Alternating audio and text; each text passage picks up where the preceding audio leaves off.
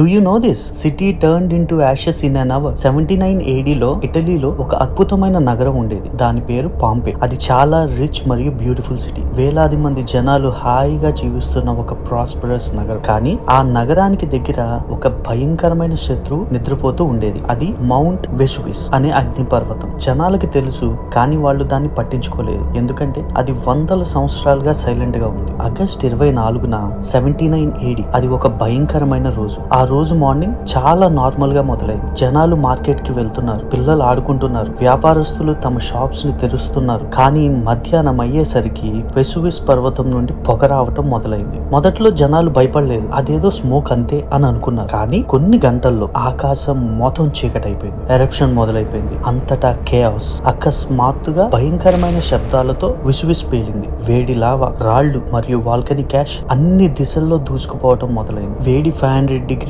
Centigrade temperature గాలి, pyroclastic flow అని పిలుస్తారు దాన్ని. అది నిమిషాల్లో నగరాన్ని కప్పేసింది. జనాలు పరిగెత్తారు, కానీ చాలా మంది తప్పించుకోలేకపోయారు. పాంపే మొత్తం కనిపించకుండా పోయింది. కొన్ని గంటల్లోనే పాంపే నగరం మొత్తం 6 మీటర్ల వాల్కనిక్ యాష్ మరియు స్టోన్స్ కింద కప్పబడిపోయింది. సుమారు 2000 మంది జనాలు అక్కడే మరణించారు. వాళ్ళు చనిపోయిన పొజిషన్ లోనే యాష్ లో గడ్డగట్టుకుపోయారు. వేలాది సంవత్సరాల తర్వాత సైంటిస్ట్ వాళ్ళ ఎగ్జాక్ట్ షేప్స్ చూసి షాక్ అయ్యారు. 1700 సంవత్సరాల తర్వాత దాన్ని కనుక్కున్నారు. పాంపే గురించి వరల్డ్ మర్చిపోయింది. కానీ 1748లో ఆర్కియాలజిస్ట్ పాంపే నగరాన్ని మళ్ళీ డిస్కవర్ చేశారు. యాష్ కింద నగరం మొత్తం పర్ఫెక్ట్లీ ప్రిజర్వ్డ్ గా ఉంది. బిల్డింగ్స్, పెయింటింగ్స్, ఫుడ్ మరియు జనాల రిమైన్స్ కూడా. ఇది చరిత్రలో అత్యంత షాకింగ్ ఆర్కియాలజికల్ డిస్కవరీగా నిలిచిపోయింది. ఇందులో మైండ్ బ్లోయింగ్ ఫ్యాక్ట్స్ ఏంటంటే మౌంటైన్ వెసువిస్ విస్ఫోటనం ఆల్మోస్ట్ 1000 అటామిక్ బాంబ్స్ కంటే పవర్ఫుల్ గా ఉంటుంది. మొత్తం నగరం కేవలం 18 గంటల్లో పూర్తిగా కప్పబడిపోయింది. Pyroclastic flow temperature 500 degrees centigrade. అది టచ్ అయిన వెంటనే చనిపోయారు. పాంపే ఇప్పుడు ఇటలీలో మేజర్ టూరిస్ట్ స్పాట్. ప్రతి సంవత్సరం మిలియన్స్ ఆఫ్ పీపుల్ చూస్తుంటారు. వెసువిస్ ఇప్పటికీ యాక్టివ్ వాల్కనో. సైంటిస్ట్ దాన్ని క్లోజ్లీ మానిటర్ చేస్తుంటారు. కానీ అసలు షాకింగ్ విషయం ఏంటంటే మౌంట్ వెసువిస్ ఇప్పటికీ నిద్రపోలేదు. ఇది వరల్డ్ యొక్క మోస్ట్ డేంజరస్ యాక్టివ్ వాల్కనోగా సైంటిస్ట్ గుర్తించారు. ఎందుకంటే దాని చుట్టూ 3 మిలియన్ పాపులేషన్ నివసిస్తుంది. సైంటిస్ట్ రోజు 24 గంటలు దాన్ని మానిటర్ చేస్తున్నారు. గ్రౌండ్ షేక్ అవుతుందా, టెంపరేచర్ పెరుగుతుందా, గ్యాస్ ఎమిషన్స్ మారుతున్నాయా, ప్రతి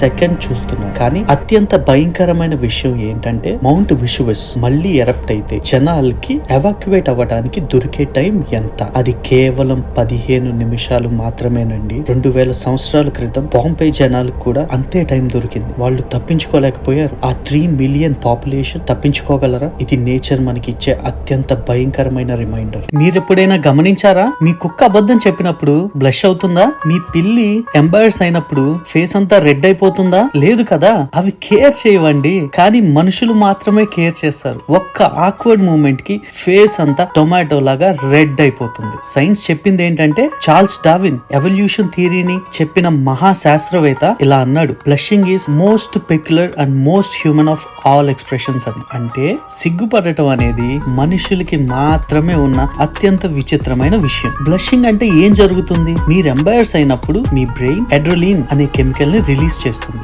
ఆ అడ్రినలిన్ మీ ఫేస్ లోని బ్లడ్ వెజల్స్ ని వైడన్ చేస్తుంది. దాంతో ఫేస్ కి బ్లడ్ ఫ్లో పెరుగుతుంది. మీ చెంపలు టమాటా రంగులో అయిపోతాయి. క్లియర్ గా చెప్పాలంటే మీ బ్రెయిన్ మీ ఫేస్ ని బిట్రే చేస్తుంది. కానీ యానిమల్స్ కి ఎందుకు రాదు? యానిమల్స్ కి సెల్ఫ్ కాన్షియస్ అనేది ఉండదు కాబట్టి. అంటే మీకొక్క సోఫా పాడు చేసినా సిగ్గేమీ లేదు. మీ పిల్లి టేబుల్ మీద నుండి పడిపోయినా తనకేమీ అవ్వనట్టు నడుచుకుంటూ వెళ్ళిపోతుంది. మంకీ అందరి ముందు తింటున్నా జీరో ఎంబారస్మెంట్ ఫీల్ అవుతుంది. కానీ మనుషులు క్లాస్ లో తప్పు ఆన్సర్ చెప్పినప్పుడు ఫేస్ అంతా చిల్లీ సాస్ లాగా పోసినట్టు అయిపోతుంది. అసలు బ్లషింగ్ ఎందుకు ఎవాల్వ్ అయింది? సైంటిస్ట్ చెప్పిన దాని ప్రకారం బ్లషింగ్ అనేది మనుషుల మధ్య ఒక హానెస్ట్ సిగ్నల్. మీరు తప్పు చేశారని మీ నోటితో చెప్పకపోయినా మీ ఫేస్ చెప్పేస్తుంది. అంటే బ్లషింగ్ అనేది బేసికలీ మీ ఫేస్ మీకు లైట్ డిటెక్టర్ లాగా పనిచేయడం. బ్లషింగ్ యొక్క ఫనీ ఫ్యాక్ట్స్ చెప్పనా? మీరు బ్లషింగ్ గురించి థింక్ చేసినా బ్లష్ అవుతారు. ఇప్పుడు థింక్ చేశారా? మీ ఫేస్ అంతా రెడ్ గా టొమాటో లాగా అయిపోయిందా? మీ స్టమక్ స్టమక్ కూడా బ్లష్ అవుతుందా మీకు తెలియదు, కానీ